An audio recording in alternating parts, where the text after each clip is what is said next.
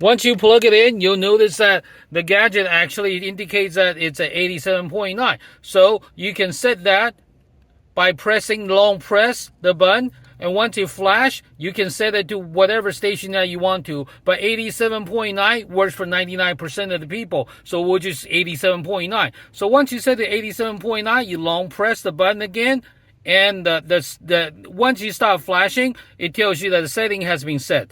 Now go to your car radio, set it to 87.9 as well. You'll notice that there's no hissing, no static, okay, because the Gizmo Guy Gadget is actually working. Now, all we got to do is set the phone. So we'll go to the phone and go to the Bluetooth setting. You go to the setting, Bluetooth setting, and look for HY62. If it's Bluetooth connection success.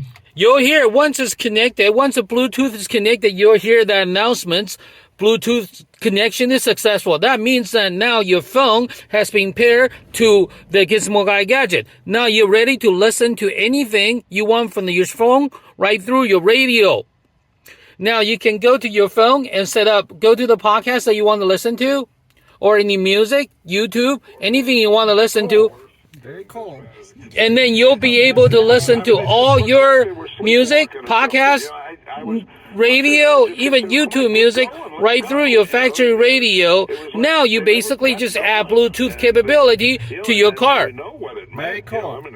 So this is how easy it is to add Bluetooth capability to your older car radio by using the Gizmo Guy Gadget. This is Wesley, the Gizmo Guy. Thank you for watching. Thank you. Bye-bye. Google Gizmo Guy Gadgets for details.